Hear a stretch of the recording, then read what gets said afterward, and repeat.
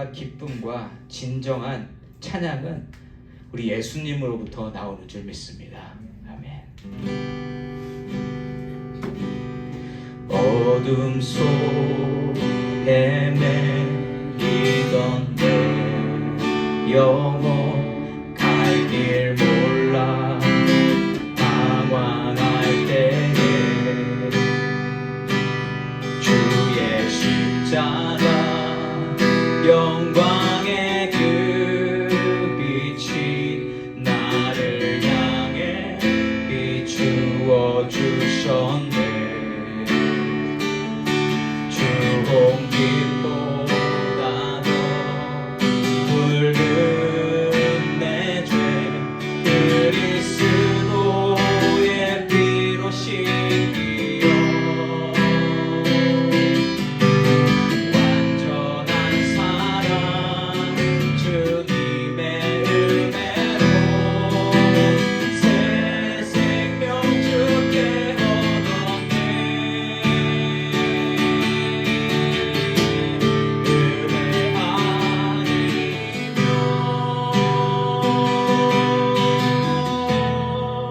나서지 못하네. 십자가의 그 사랑 능력 아니면 나서지 못하네. 아니면 나서지 못하네. 놀라운 사랑 그 은혜 아니면 나서지 못하네. 나의 노력과 의지가 아닌 오직 주님의 그 뜻 안에서 의로운 자라 내게 말씀하셨네. 완전하신 그 은혜로 아니면 나서지 못하네. 십자가의 그 사랑 능력 아니면 나서지 못하네. 은혜 아니면 나서지 못하네. 놀라운 사랑 그 은혜 아니면 나서지 못하네.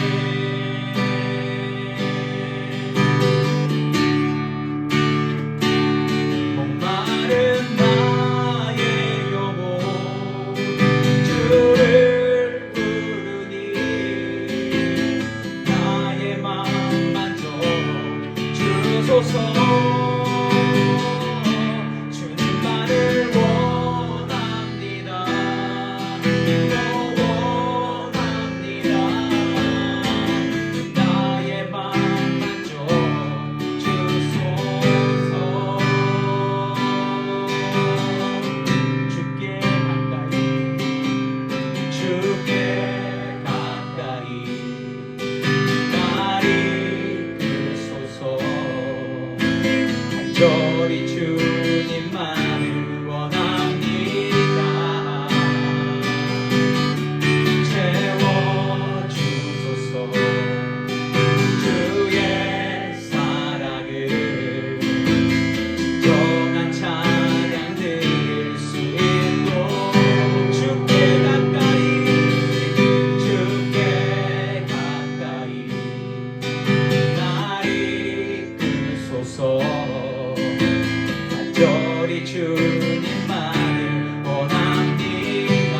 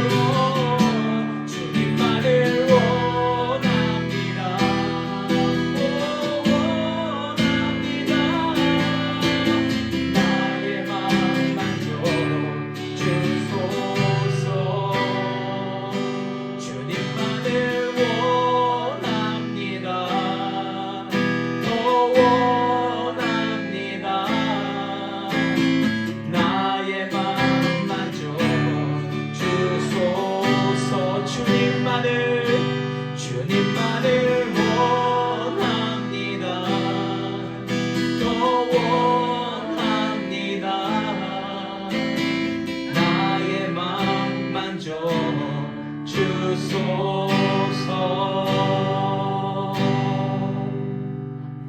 하나님, 우리가 정말 내 마음을 찢으며 고백합니다. 주님만 나를 인도하여 주시옵소서. 아버지, 나의 죄가 분명히 숨겨져 있고 그 죄가 틈을 타 노리고 있지만 아버지의 은혜가 나를 이끌어 주심으로 말미암아 내가 오늘도 의로운 자로 이 자리에 서며 하나님께 나아가오니 하나님, 목마른 나의 영혼 하나님께서 채워 주시옵소서. 이 시간 이 예배를 통하여 내 영혼이 채움받기를 소망합니다. 하나님이 영광 받으시기를 소망합니다. 하나님, 이 예배를 받아 주시옵소서. 예수님의 이름으로 기도드립니다. 아멘. 아멘. 사사기 21장 1절에서 25절까지의 말씀을 우리가 이야기를 보면서 함께 살펴보도록 하겠습니다. 저는 오늘 은혜로 살고 있습니다라는 제목으로 말씀을 나누고 싶습니다. 은혜로 살고 있습니다. 여러분, 교회를 다니는 사람에 대한 이미지가 있죠. 분명히 있습니다. 세상의 눈으로 보는 교회 다니는 사람, 집사님, 권사님, 장로님, 전도사님, 목사님, 모든 사람들, 그러한 사람들을 세상의 눈이 어떤 이미지로 보고 있나요? 한번 생각해 보세요. 교회 다니면 뭔가 그래도 좀 더 착하고 좀 더 거짓말 안 할 것 같고 나쁜 짓은 조금 덜 할 것 같은 이미지가 강하게 자리 잡고 있지 않습니까? 그렇지 않아요? 왜 교회를 다니는 사람들에게 그러한 이미지가 자리 잡고 있을까요? 왜 그럴까요? 이유가 뭘까요? 그 이유는 교회의 머리 되시는 예수님이 완벽하시고 완전하시고 죄가 없으신 분이기 때문입니다. 이유는 오직 그거 하나예요. 예수님의 선하심으로 말미암아 교회는 좋은 곳이다라는 이미지가 생길 수 있다는 거죠. 이게 틀림없는 사실인데 교회에는 예수님만 계시는 게 아니죠. 교회에 예수님만 계신다면 그 이미지가 그냥 가야 됩니다. 그런데 교회에는요, 예수님과 함께 교회를 이루는 성도들이 있다는 것이죠. 완전하시고 완벽하신 예수를 믿게 돼서 그 예수님을 닮으려고 애쓰는 사람들이 교회를 이루고 있다는 것이죠.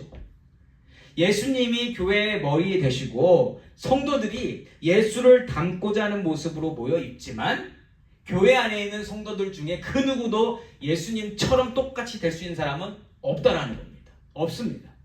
여전히 죄악의 함정에 놓여 있고 언제 폭발할지 모르는 그 죄의 폭탄을 가지고 살며 때때로는 그 폭탄이 터져버려서 무너지는 것이 성도의 삶이라는 것이죠. 많은 사람들은 그 폭탄 터졌을 때의 모습을 보기 좋아합니다. 비웃고 싶거든요. 그럼에도 불구하고요, 교회는 여전히 세상의 등불이 되어주는 곳이고 세상의 유일한 소망이 되는 줄 믿습니다. 왜냐하면 예수님이 계시니까요. 성도들의 모든 죄를 이미 다 책임져 주시고 사하여 주신 예수님이 계시기에 교회는 소망이 될 수 있는 줄 믿습니다. 그래서요, 교회는요, 모이는 사람 때문에 평가받는 곳이 아니어야 합니다. 오직 모든 죄악들을 해결하신 예수를 바라보는 것이 교회여야 하는 줄 믿습니다. 그래서 교회는 예수를 전해야 돼요. 그래서 교회는 다른 걸 자랑하면 안 됩니다. 예수만 자랑해야 되는 줄 믿습니다. 하나님께서는요, 교회를 예수님의 은혜로 볼 수 있도록 하시기 위해서 처음부터 이러한 모델을 만들어 주셨다는 거예요. 성경에서 계속 등장하고 있습니다. 그게 어딜까요? 바로 이스라엘입니다. 이스라엘 민족은요, 그들 자체로는 완전한 모습을 보여준 적이 단 한 번도 없습니다. 없어요. 우리가 아무리 눈을 씻고 봐도 그들이 너무 선하게 착하게 잘 산 적이 없다라는 겁니다. 아니, 보여줄 수가 없었어요. 왜냐하면 그들은 완전한 존재가 아니고 완전해질 수도 없기 때문입니다. 이스라엘을 통해서 하나님이 보여주시려는 것은요, 결국 그들은 하나님의 도움이 필요한 존재들이고 그들이 살아갈 수 있는 이유는 하나님의 은혜가 있기 때문임을 보여주시기 위함이라는 거예요. 이스라엘을 그렇게 하나님이 세우셨고 하나님은 이스라엘의 자랑거리가 되어주시는 분이다. 이스라엘 스스로는 자랑할 게 없다라는 겁니다. 오늘 본문 우리가 지금까지 계속 달려왔던 사사기 마지막 장입니다. 사사기의 내용은요, 그 당시 이스라엘을 비추어주면서 하나님께서 택정하신 백성들이 얼마나 악한지를 잘 보여주는 가운데 우리의 삶이 그들의 삶과 다르지 않다는 것 또한 알게 해주는 책입니다. 동시에 그러한 백성들이라 할지라도 끝까지 그들을 붙들어 주시고 그들을 구원의 길로 인도하시는 하나님의 은혜를 보여주는 책 또한 사사기라는 것이죠. 오늘 말씀을 통해서 이스라엘이나 오늘날의 교회나 또 예수를 믿고 살아간 저와 여러분은 하나님의 은혜가 아니고서는 절대로 제대로 설 수 없는 공동체임과 개인임을 확인하시며 더더욱 하나님의 은혜에 대한 감사와 찬송이 고백되어지시기를 예수 이름으로 축원합니다. 지난주 말씀 기억나시나요? 이스라엘 연합군이 베냐민 지파를 거의 소멸시켰습니다. 거의 다 따라가서 다 죽였습니다. 그렇게까지 살펴봤고요. 그렇게 전쟁을 마무리함과 동시에 이스라엘 연합군으로 모인 모든 이스라엘 마음 가운데 한 가지 후회와 절망스러운 생각이 떠오르게 된다는 거죠. 2절과 3절입니다. 백성이 베델에 이르러 거기서 저녁까지 하나님 앞에 앉아서 큰 소리로 울며 이르되 이스라엘의 하나님 여호와여 어찌하여 이스라엘에 이런 일이 생겨서 오늘 이스라엘 중에 한 지파가 없어지게 하시나이까 하더니 아멘. 자, 우선 전쟁을 이긴 것에 대한 기쁨을 찾아볼 수 없습니다. 이 분위기에서 기쁨은 전혀 찾아볼 수 없죠. 싸우고 났는데 기분이 너무 찝찝한 겁니다. 별로 안 좋아요. 왜냐하면 형제들 간의 싸움이었고 한 나라 안에서 일어난 내전으로서 동포를 죽인 거잖아요. 그렇죠? 그런데 또 특별히 하나님께서 12지파의 중요성을 처음부터 알려주셨던 민족이기 때문에 그 12지파 중에 한 지파가 사라진다는 것이 뒤늦게 깨달아지면서 너무너무 지금 마음이 불편해졌다는 겁니다. 그런데 바로 지난주만 해도 이 사람들의 마음이 불편했었나요? 아니요, 불편하지 않았어요. 이 사람들의 마음이 어땠어요? 저런 나쁜 죄인들을 내가 내 힘으로 응징하겠다. 이 마음이었잖아요. 그래서 모이지 않았습니까? 무력으로 베냐민 지파를 혼내주기 위해서 11지파가 다 모였었다는 거죠. 하나님이 모으신 적 없어요. 하나님이 모으신 적 없는데 자기들이 똘똘 뭉쳐서 이 모든 일을 해결해야 되겠다라고 생각을 했었던 거라는 걸 우리가 알고 있습니다. 그런데 2절과 3절 끝에 보시면 마치 이 모든 걸 하나님이 시키신 것처럼 하나님한테 책임을 묻고 있다는 겁니다. 어찌하여 하나님 이 한 지파가 없어지게 하셨나이까? 아니 말이 돼요? 우리가 분명히 다 읽었는데 그렇죠? 근데 이것을 하나님이 모르시겠냐는 거예요. 하나님 분명히 아시는데 사람들은 지금 탄식하면서 울면서 하나님 어떻게 그러실 수가 있어요 하고 하나님께 모든 탓을 하고 있다는 겁니다. 그런데 여러분 따지고 보면 그 일이 생긴 이유가 뭐예요? 그 끔찍한 일이 생겨났던 이유는요, 이스라엘의 죄악 때문입니다. 자기들의 죄악 때문에 그 일이 일어났지 누가 시킨 적 없어요. 하나님이 언제 음욕을 품으라고 했습니까? 하나님이 언제 거짓말하라고 그랬고 언제 게으르게 살라고 하셨습니까? 하나님은 그렇게 말씀하신 적 없어요. 이들은 상황이 이 지경이 되도록 하나님을 찾은 적도 없습니다. 제대로. 그냥 나는 하나님께 선택받은 사람이라는 그 자부심만 가지고 있었지 전혀 하나님을 찾으려는 생각도 없었으면서 지금 모든 것을 다 하나님 탓으로 돌리고 있다는 겁니다. 왠지 하나님이 잘하고 있다 이러시는 것 같은 그런 느낌이 아닌가 싶네요. 우리도 똑바로 살아야 하지 않겠습니까? 갑자기 비가 이렇게 어쨌든 필요할 때만 위급할 때만 하나님을 찾는 습관만 있었던 게 이스라엘이에요.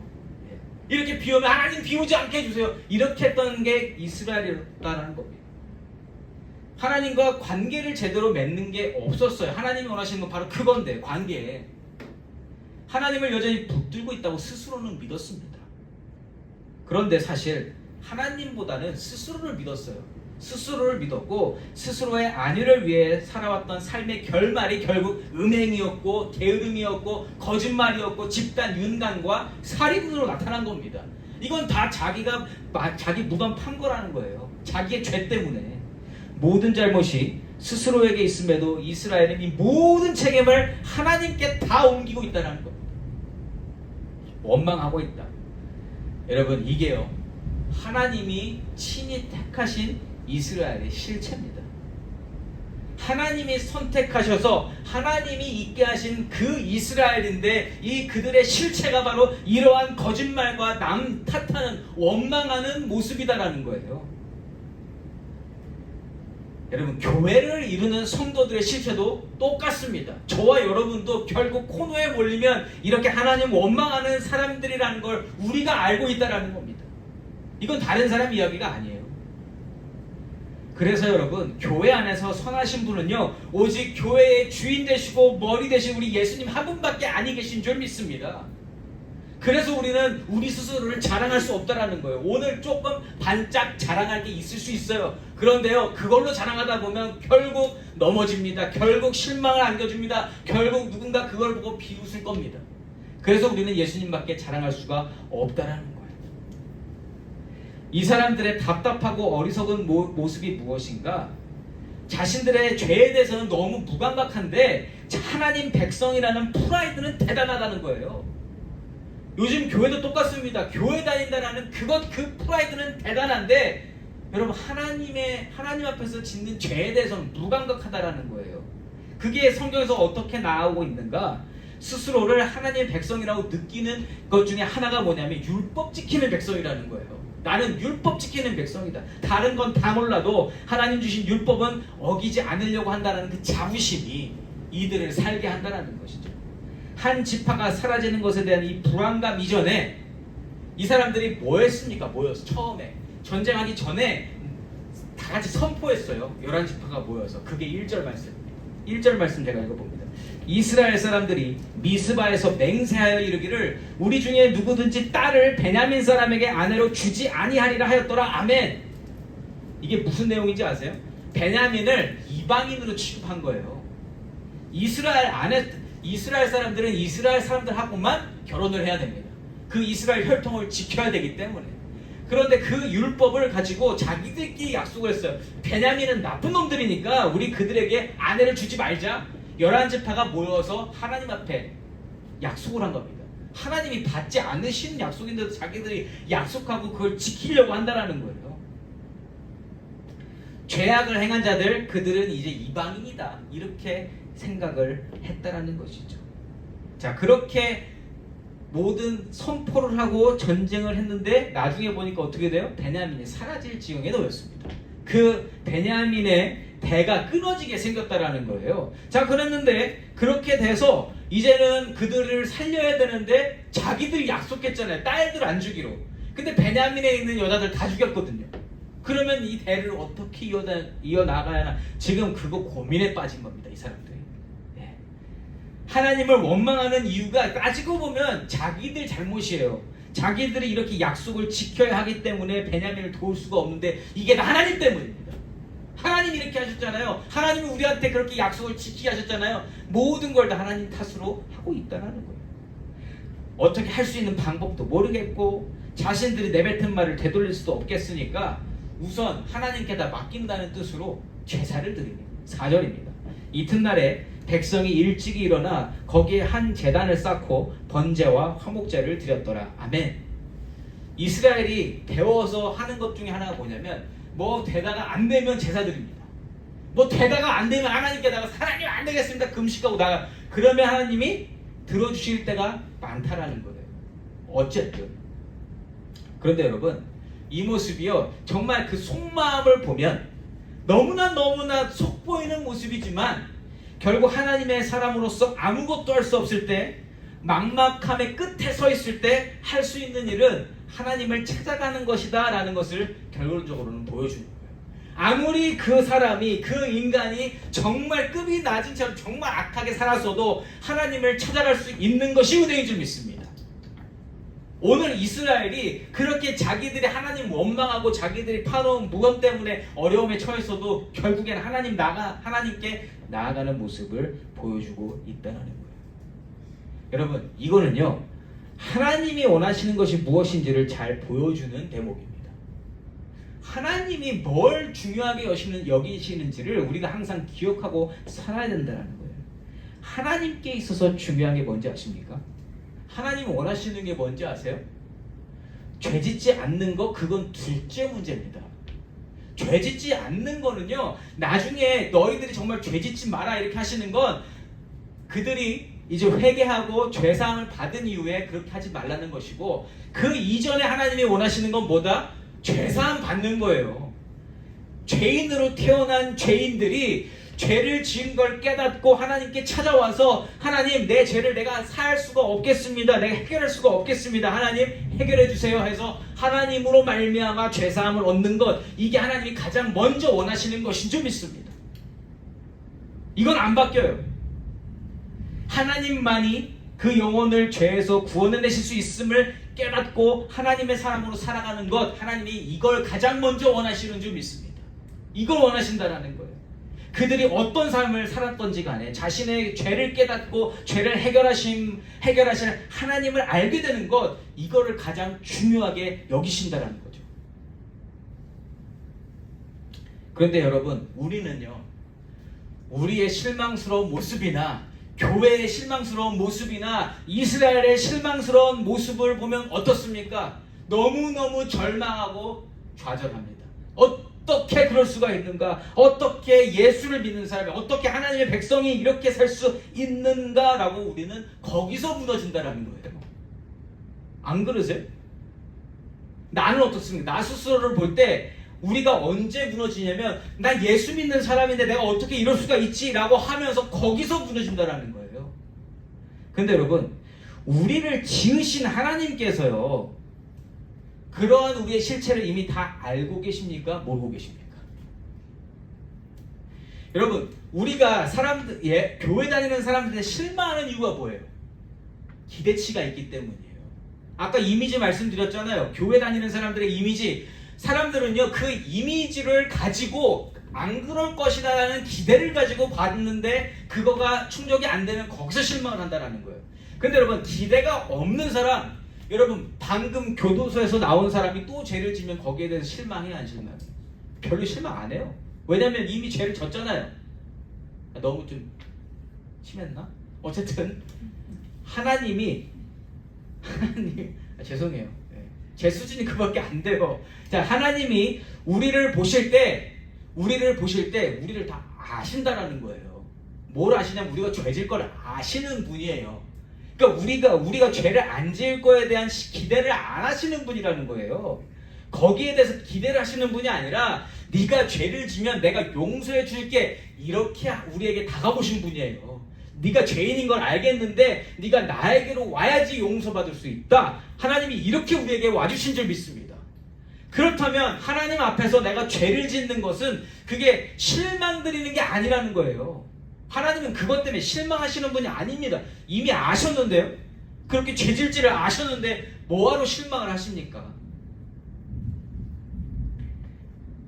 여러분, 사사기에서 보여지는 이스라엘의 악행들에 대해서 하나님이 실망하셨다고 혹시 생각하십니까? 어쩜 이럴 수가 있는가? 내가 너희들한테 이렇게까지 했는데 라고 하는 건 인간적인 마음이고요. 하나님은요, 이스라엘이 이렇게 죄질 것을 알고 계셨다고 저는 분명히 믿습니다. 아세요. 그래서 거기에 대한 실망을 가지시지 않는다라는 거죠. 실망이 아니라 그들이 언제든 하나님께로 찾아와서 그 죄를 회개하기를 원하시는 분이 하나님이시지, 그것 때문에 실망하시고 그들을 내버리시는 분이 아니라는 겁니다. 여러분, 하나님은요, 우리가 선하기를 기대하시는 분이 아니세요. 우리가 어떤 존재인지를 아시기 때문에 예수를 보내신 줄 믿습니다. 우리가 선하다면 예수를 안 보내셨겠죠. 근데 우리가 선하지 않다라는 걸 아셨기 때문에 처음부터 예수님을 예비해 놓으셨다라는 거예요. 우리가 죄질 걸 아셨기 때문에, 즉 기대하시지 않으셨기 때문에 실망도 우리가 생각하는 것만큼은 크지 않으시다라는 거죠. 아예 실망하지 않으신다는 게 아니라 우리가 생각하는 것만큼 실망하지 않으신다. 하나님께서 우리로 하여금 바라시는 것은 우리가 스스로의 절망스러운, 실망스러운 모습을 찾았을 때 스스로 무너지는 것이 아니라 그 절망과 좌절과 실망함을 완전함으로 바꾸실 수 있는 하나님을 찾는 거예요. 오늘 이스라엘 백성이 4절에서 일찍이 일어나 거기에 한 제단을 쌓고 번제와 화목제를 드렸다라고 하잖아요. 속보이는 짓입니다. 어떻게 한 번도 안 찾다가 이렇게 할 수 있는가? 그런데요, 이게 하나님의 은혜를 얻는 방법이라는 거예요. 내가 아무리 속이 없는 사람이라 할지라도 이렇게 하는 사람은 하나님의 은혜로 살아갈 줄 믿습니다. 이게 도전이 전혀 안 되고 이렇게 살고 싶지 않으셔도요, 결국 우리도 똑같은 사람들이라는 거예요. 결국 이처럼 자신들의 죄로 말미암아 스스로 파놓은 함정에 빠진 이스라엘은요, 번제와 화목제라는 통로를 통해서 하나님을 찾아가는 겁니다. 그거 하나는 잊지 않고 살아간다는 거죠. 그거 하나는. 이스라엘은요, 지금 장기판의 외통수처럼 이러지도 저러지도 못해요. 아까 1절에서 확인한 건 뭐예요? 우리의 딸들을 베냐민 지파에게 안 주겠다 그랬어요. 그렇죠? 그리고 또 뭐라고 그랬냐면 5절에서 나오는데, 베냐민 지파를 멸절시키기 위한 이 총회에 나오지 않은 백성들은 다 죽여버리겠다라고 얘기했어요. 이 두 가지 조건을 내걸고 전쟁을 했거든요. 근데 이 조건이 결국 베냐민 지파를 살리지 못하는 족쇄가 된 거예요. 더 이상 어떻게 할 수가 없는 겁니다. 자, 이런 상황에서 화목제와 번제를 드리고 있는 이스라엘에게 하나님이 한 가지 지혜를 주세요. 6절과 7절입니다. 이스라엘 자손이 그들의 형제 베냐민을 위하여 뉘우쳐 이르되 오늘 이스라엘 중에 한 지파가 끊어졌도다. 그 남은 자들에게 우리가 어떻게 하면 아내를 얻게 하리요? 우리가 전에 여호와로 맹세하여 우리의 딸을 그들의 아내로 주지 아니하리라 하였도다. 아멘. 같은 내용이 계속 반복이 되는데, 아까 1절은요, 이전에 있었던 일들을 한번 복기시킨 거고요. 지금 7절에서 이 얘기하는 것은 이스라엘 백성들이 이 모든 것 이후에 다시 한번 이야기하면서 자기들이 했던 행동을 되돌아보는 겁니다. 제가 발견한 하나님의 지혜는 뭐냐면, 지금 자기가 했던 행동들을 되돌아보는 지혜인 거예요. 여러분, 우리가 회개하기 위해서는 우리의 삶을 되돌아봐야 됩니다. 내가 뭘 했나? 내가 무슨 짓을 했었나는 것을 돌아봐야 회개가 시작될 수 있다는 거예요. 그래서 돌아보니까 지금 무슨 일이 일어나니까 6절과 7절에서 베냐민에 대한 긍휼한 마음이 일어난다는 거예요. 돌아보고 나니까 그들이 형제 베냐민을 위하여 뉘우쳤다라고 이야기합니다. 그 일들을 되돌아보니까 이들을 살려야 되겠다라는 마음이 생긴 거예요. 그러니까 하나님이 주시는 마음은 긍휼, 되돌아봄, 그리고 이들을 위해서 어떻게 해야 될까 하는 방법을 강구하는 그 마음을 주신 겁니다. 어떤 답을 주신 게 아니라 이들의 삶을 이끌어가고 계시다라는 거죠. 자, 아까는 일이 이 지경이 된 것에 대해서 하나님을 탓했는데요. 이제는 베냐민을 긍휼히 여기면서 이들에게 어떻게 아내를 얻게 해서 후손을 있게 해줄까 고민을 하는 이 사람들이라는 겁니다. 사람의 마음이 이렇게 바뀌는 거는 하나님만 하실 수 있는 일이에요. 저는 그래서 여기서, 그러니까 우리가 찾는 건 어떤 은혜, 우리가 막 기분 좋은 그런 은혜가 아니라 하나님이 이런 악한 자들을 어떻게 바꾸시는지 우리가 그걸 봐야 된다는 거예요. 그러면서 자신들이 내뱉은 말들을 지금 다시 돌아보죠. 근데 우리가 이렇게 약속했는데 어떡하지? 그러는 와중에 한 가지 예외의 소식을 듣게 됩니다. 이스라엘 백성들 중에 죽음을 각오하고 총에 안 나온 사람들이 있었던 거예요. 8절과 9절입니다. 또 이르되 이스라엘 지파 중 미스바에 올라와서 여호와께 이르지 아니한 자가 누구냐 하고 본즉 야베스 길르앗에서는 한 사람도 진영에 이르러 총회에 참여하지 아니하였으니 백성을 계수할 때에 야베스 길르앗 주민이 하나도 거기 없음을 보았습니다. 아멘. 있었어요. 총회에 참석하지 않은 이스라엘 사람이 있었던 거예요. 자, 이스라엘 사람들은요, 약속을 굉장히 중요하게 여깁니다. 그래서 자신들이 내뱉은 말에 대해서 뒤집을 수 없다고 자기들은 생각을 해요. 야베스 길르앗 사람들이 총회에 참여하지 않았다는 사실을 베냐민 지파를 위해서는 희소식이죠. 그렇죠? 그런데 자신들의 결의한 내용에 따르면 그들은 다 죽어야 됩니다. 왜냐면 안 나왔으니까. 그렇지 않아요? 언약을 중요시하기 때문에 그냥 그들을 살려둘 수는 없어요. 자, 그래서 이 사람들이 어떠한 일을 하는가 한번 보세요. 10절부터 12절입니다. 회중이 큰 용사 12,000명을 그리로 보내며 그들에게 명령하여 이르되 가서 야베스 길르앗 주민과 부녀와 어린아이를 칼날로 치라. 너희가 행할 일은 모든 남자 및 남자와 잔 여자를 진멸하여 바칠 것이니라 하였더라. 그들이 야베스 길르앗 주민 중에서 젊은 처녀 400명을 얻었으니 이는 아직 남자와 동침한 일이 없어 남자를 알지 못하는 자라. 그들을 실로 진영으로 데려오니 이곳은 가나안 땅이더라. 아멘. 굉장히 좋은 방법인 것처럼 이야기하지만 어때요? 여러분 이스라엘이 행한 일 자체를 보면 학살이에요. 학살. 야베스 길르앗 주민들 다 죽여버린 겁니다. 자기 동족을 또 죽인 거예요. 그냥 보면 터무니없는 학살이고 도덕적으로 절대로 좋은 방법이 아닌 것을 우리가 알 수 있어요. 그런데 성경을 통해서 바라보는 이스라엘은요, 이스라엘이 얼마나 도덕적이고 선하게 살았는가, 지혜롭게 살았는가, 이게 아니라는 거예요. 성경이 보여주려고 하는 것은 그게 아닙니다.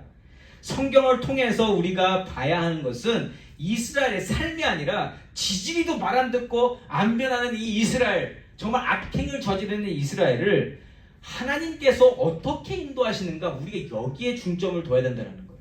하나님이 어떻게 이들을 인도하고 가실까. 여러분, 야베스 길르앗 주민들에 대해서 지금 이스라엘이 행한 일은 끔찍하게 잔인한 일입니다. 끔찍하게 잔인한 일. 또 한 번 확인할 수 있는 이스라엘의 실체라는 거예요. 그 수준을 못 넘어갑니다. 이게 베냐민 지파를 유지할 수 있는 최선이라고 생각해서 이 방법을 쓴 거예요. 어떻게 해요? 지금 거기 있는 사람들, 남자들 다 죽였습니다. 왜냐하면 죽여야 된다고 자기들이 얘기했으니까. 그런데 이 사람들이 지금 율법을 어떻게 보면 악용하고 있죠. 율법에서 사람 수로 치는 건 남자들이에요. 그래서 남자는 다 죽어야 됩니다. 그런데 지금 이스라엘 베냐민 지파를 위해서 필요한 건 여자들이잖아요. 여자들은 그 이스라엘 숫자에 안 넣었단 말이에요. 그래서 처녀들만 남기고 나머지 부녀들과 아들까지 다 죽인 겁니다. 남자들은 물론 하고. 그렇게 해서 자기들이 약속한 것에는 약속한 것을 벗어나지 않는 논리가 성립이 되는 거예요. 자기들이 말한 것은 다 지켰습니다. 총에 모이지 않은 사람들은 다 죽인 거예요. 그러면서 동시에 베냐민 지파에게 아내들을 줄 수 있는 여자들을 세이브해서 그들을 베냐민 지파 사람들에게 다 주었습니다. 자기 딸들 아닌 것도 맞죠? 그러니까 자기 말한 건 다 지키게 된 겁니다. 자신들이 내뱉은 말에 대한 책임은 다 졌다라는 거예요. 여러분, 그러면 잘하는 겁니까?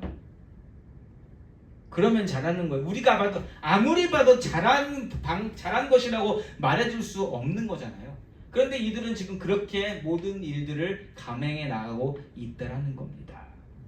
자, 그렇게 이러한 방법을 써서 베냐민 지파를 유지시켜 보려고 했는데 이것도 마음대로 안 돼요. 숫자가 모질랍니다. 그래서 어떻게 하는가? 13절에서 15절까지의 말씀입니다. 온 회중이 림몬 바위에 있는 베냐민 자손에게 사람을 보내어 평화를 공포하게 하였더니 그때에 베냐민이 돌아온지라. 이에 이스라엘 사람이 야베스 길르앗 여자들 중에서 살려둔 여자들을 그들에게 주었으나 아직도 부족함으로 백성들이 베냐민을 위하여 뉘우쳤으니 이는 여호와께서 이스라엘 지파들 중에 한 지파가 빠지게 하셨음이었더라. 아멘. 해결이 안 됩니다. 베냐민 지파 위에서 여전히 부족한 여인들의 숫자입니다. 생각처럼 일이 되어지지 않는데, 그런데 여기 보시면 지금 계속 뉘우쳤다라는 그 단어가 나오지 않습니까? 그 뉘우침은 누가 주시는 거예요? 하나님이 주시는 거고요. 하나님은 이스라엘 12지파에 대해서 강한 마음을 보여주신다라는 거예요. 이스라엘이 존속하기 위해서 지금 그렇게 해야 된다라는 그 마음을 계속 주시고 계시다. 선한 방법은 아니지만 지금 이들이 보여주는 건 뭡니까? 하나님이 말씀하시는 것은 지켜야 된다라는 그것을 보여주고 있다라는 거예요.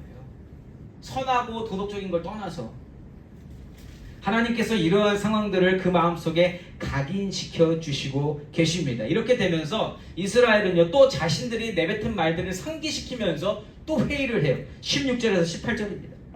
회중의 장로들이 이르되 베냐민의 여인이 다 멸절되었으니 이제 그 남은 자들에게 어떻게 하여야 아내를 얻게 할까 하고, 또 이르되 베냐민 중 도망하여 살아남은 자에게 마땅히 기업이 있어야 하리니 그리하면 이스라엘 중에 한 지파가 사라짐이 없으리라. 그러나 우리가 우리의 딸을 그들의 아내로 주지 못하리니 이는 이스라엘 자손이 맹세하여 이르기를 딸을 베냐민에게 아내로 주는 자는 저주를 받으리라 하였음이로다 하니라. 아멘.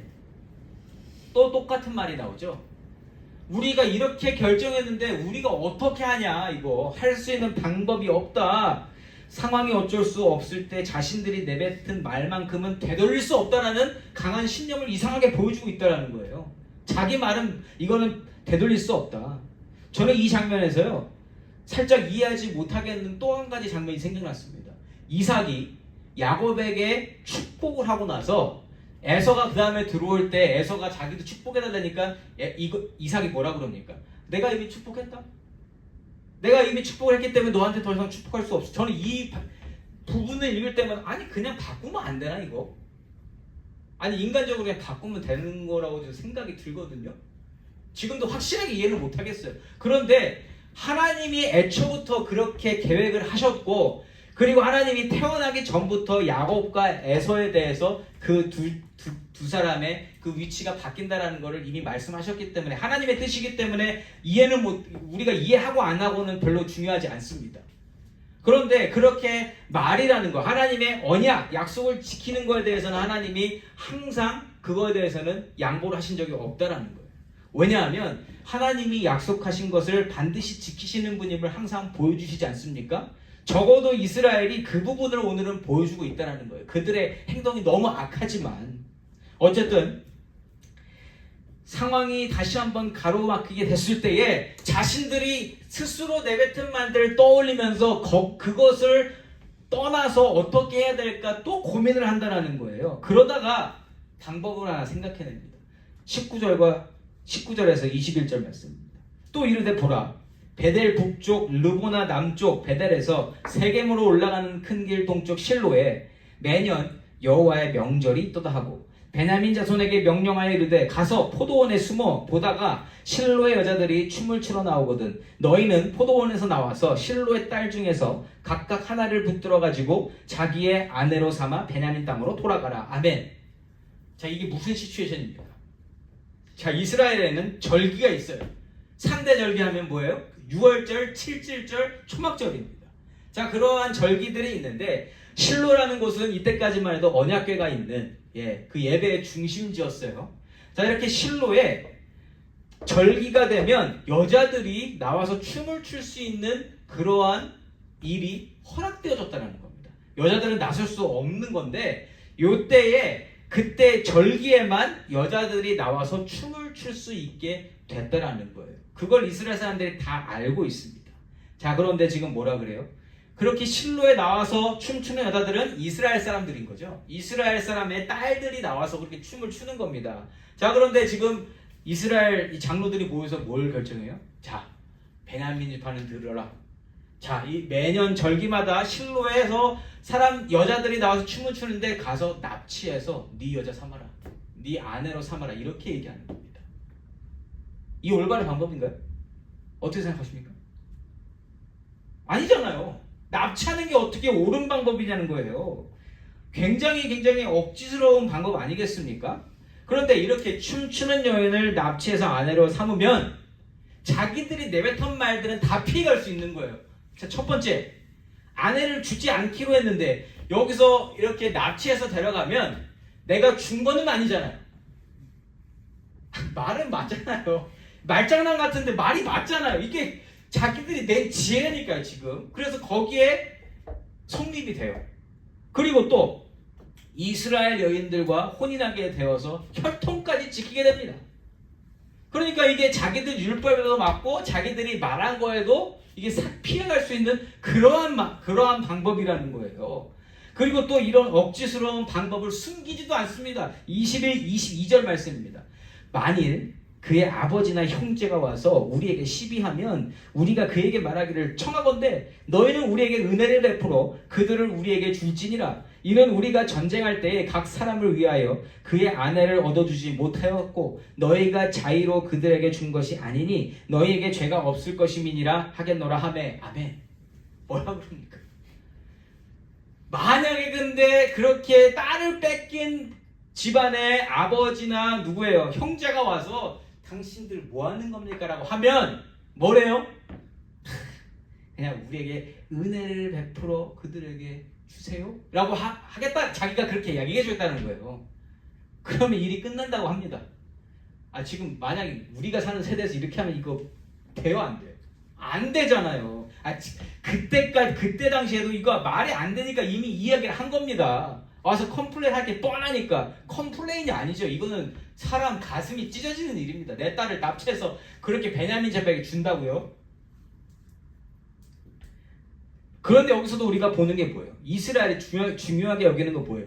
도덕적인 면이에요? 착하게 사는 거예요? 선하게 사는 거예요? 아니에요. 그냥 약속을 파기하지 않는 거, 그 죄를 짓지 않는 거, 도덕적인 것보다 하나님 앞에서 약속한 것을 어기지 않는 것에 더 중점을 두고 있다는 겁니다. 자, 계속 말씀드리지만 성경이 보여주고자 하는 것은 무엇이 도덕적으로 맞는 일인가 틀린 일인가 이걸 보여주는 게 아니라는 거예요. 저도 사사기를 보면서 항상 불편했거든요. 항상 불편했어요. 왜냐하면 어떻게 하나님 백성이 이럴 수가 있어 라고 저는 항상 누누이 생각했습니다. 그런데 오늘 사사기를 마무리하면서 제가 제목을 이렇게 지은 이유가 있어요.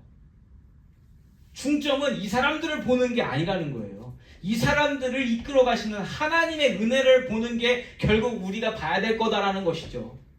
그래서 사람들이 교회를 볼 때 교회에 있는 사람들을 보면 당연히 실망할 수밖에 없다라는 거예요. 당연히. 왜요? 우리가 완전하지 못한데 어떻게 우리로부터 은혜를 얻습니까? 오직 하나님 아버지 그리고 예수님으로부터만 은혜를 얻는 줄 믿습니다.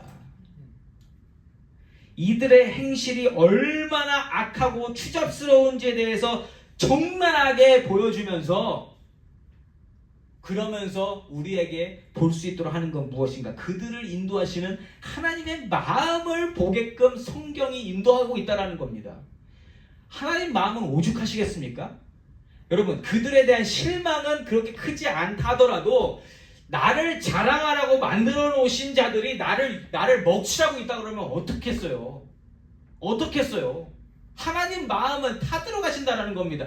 왜요? 이들을 통해서 구원의 메시지가 전해져야 되고 이들을 통해서 하나님만이 이 세상에 있는 모든 인류를 구원하실 수 있다는 그 메시지가 흘러가야 되는데 이 사람들 모습 보면은 그런 얘기가 나옵니까? 사사기만 딱 떼어놓고 성경이라고 그러면 그 누구도 하나님 안 믿을 겁니다. 아니 저런 사람들 하나님이 무슨 신이야 이렇게 얘기하지 않겠어요? 그런데 사사기는요 너무너무 중요한 책이라는 겁니다. 우리들을 위해서. 왜요?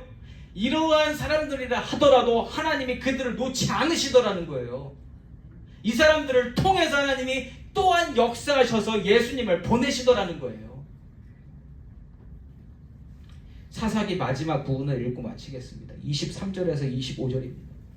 베냐민 자손이 그같이 행하여 춤추는 여자들 중에서 자기들의 숫자대로 붙들어 아내로 삼아 자기 기업에 돌아가서 성읍들을 건축하고 거기에 거주하였더라. 그때에 이스라엘 자손이 그곳에서 각기 자기의 지파 자기의 가족에게로 돌아갔으니 곧 각기 그곳에서 나와서 자기의 기업으로 돌아갔더라. 그때에 이스라엘의 왕이 없으므로 사람이 각기 자기의 소견에 옳은 대로 행하였더라. 아멘. 이게 사사기 마지막이에요. 여러분, 이스라엘 백성들을 통해서 배우고자 했다면 우리는 배울 게 하나도 없는 책이 사사기입니다. 제가 사사기 21장과 더불어 사사기 전체를 바라보는 관점은 다시 한번 말씀드리지만 이렇게 억지스럽고 어리석으며 답답해 보이는 이스라엘을 여전히 구원의 길로 인도하시고 그들이 만나주십사 제사를 드릴 때 만나주시며 그들의 마음을 아심에도 은혜로 그들을 이끌어 가시는 우리 하나님 아버지의 크신 사랑의 관점으로 보게 했다는 겁니다. 하나님의 마음은요, 제가 제 작은 마음으로 상상할 수도 없는 마음이더라는 거예요. 저 같으면은 모르겠어요. 예. 그냥 보고 싶지 않을 것 같습니다. 보고 싶지 않을 것 같아요. 사사시대는 굉장히 비참하지 않습니까? 이스라엘의 악행이 너무나 깊고 어두우며 인간으로서의 정의나 사랑이 완전히 사그러진 그러한 모습으로 마무리 지어지고 있다는 겁니다. 그 중간중간 내용 중에 사사들이 등장해서 잠깐씩 영광을 드러내는 장면도 있지만 그 사사들이 결국에 어떻게 됩니까? 그 사사들도 결국에 무너지더라는 거예요. 그 사사들도. 그러함에도 불구하고 하나님께서 개입하시면 어떻게 돼요? 여러분, 우리가 사사기를 통해서 확인한 것 중에 한 가지가 뭐냐면 막 이스라엘이 무너집니다. 그런데 하나님이 그냥 개입하셔서 조금만 만져주시면 회복되는 게 이스라엘이더라는 거예요. 하나님이 잠깐 계셔주시면 거기서 모든 크나큰 위대한 일들이 일어나더라는 거예요. 하나님을 모르고 살던 자들이 하나님을 조금만이라도 맛보면 하나님의 크신 능력으로 사라지게 되더라는 겁니다. 하나님의 영이 잠깐만 채워져도 대단한 일을 벌이는 삼손도 보셨고 기드온도 보셨고 많은 사사들을 우리가 보았습니다. 하나님이 나타나시는 순간 여러분 그 어떠한 것이라 할지라도 은혜로 변화받는 줄 믿습니다. 이게 중요한 포인트더라고요. 제가 발견한 게 인간은 그냥 어쩔 수 없어요. 그렇게 죄짓고 살아가는 존재인데 하나님이 조금만 만져주시면 살아나더라는 겁니다. 우리에게 필요한 건 그 하나님의 임재예요. 하나님의 능력이에요. 하나님의 영이 잠깐 내 삶에 개입하시는 겁니다. 그러면 우리는 살아난다는 겁니다. 그 작은 능력 하나. 저와 여러분의 삶도 사실 하나님 아니 계시면 우리가 자랑할 게 뭐가 있겠습니까? 하나님 아니시면 우리가 별일 없는 삶을 살 수 있겠냐는 거예요. 우리가 오늘도 별일 없이 예배에 나와서 예정되었던 수요 예배에 나와서 예배 드릴 수 있는 것은 하나님의 은혜가 우리가 은혜로 살고 있기 때문에 우리가 이 자리에 있는 줄 믿습니다. 이건 제가 예배 때마다 말씀드리는 건데 이게 진짜라니까요. 진짜 다 똑같이 누구든지 죄를 생각하고 죄를 품고 있는 게 사실이고요. 우리는 언제 터질지 모르는 죄의 폭탄을 항상 지니고 있는 사람들인 것을 인정하시기 바랍니다. 그거 없는 사람 없어요. 다 똑같습니다. 이스라엘 사람들이 한 번에 이렇게 되냐? 아니요. 쌓여서 결국 이런 끔찍한 일을 만들어내는 자들로 변질됐다는 겁니다. 우리도 조금씩 쌓여다가 그 죄가 쌓이다 보면 우리도 그 죄의 폭탄이 핵폭탄급으로 터질 수 있다는 거예요. 혹여나 그 죄의 폭탄이 터진다 하더라도 그 모든 더럽고 추악스럽고 해결할 수 없는 상황을 맞닥뜨린다 할지라도 여러분 우리 스스로에게 실망하고 좌절하겠지만 그것을 바라보시면 하나님이 원하시는 것은 뭐냐는 거예요. 오늘 이렇게까지 무너진 이스라엘이지만 하나님이 결국 원하신 건 뭡니까? 그들이 하나님을 찾아오는 거예요. 이건요 아담과 하와가 철저하게 죄로 말미암아 무너졌을 때 하나님이 그들을 향해서 말씀하신 그 말씀 그대로입니다. 하나님이 혼내셨습니까? 하나님이 실망하셨다고 하셨습니까? 아니요. 아담아 어디 있느냐? 너 어디 있니 지금? 나 찾아와라. 이렇게 말씀하신 하나님이 오늘 똑같이 말씀하고 계시다라는 거예요. 이스라엘아 네가 죄진 거에 대해서 말씀도 안 하세요. 이미 알고 계시니까. 이스라엘아 너희가 어디 있느냐? 저는 이렇게 말씀하시면서 사사기가 받쳐주는 줄 믿습니다. 그 질문을 우리에게 똑같이 하시고 계시다라는 거예요. 어디 있냐? 내 이름을 대입해서 한번 말해보세요. 나무나 너 어디 있냐?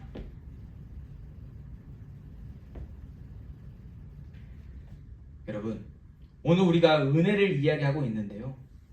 예수를 믿는 자들에게 주어진 축복 모든 것을 은혜로 덮으시고 인도하실 수 있는 그 하나님을 찾아갈 수 있는 것이 우리에게 주어진 복인 줄 믿습니다.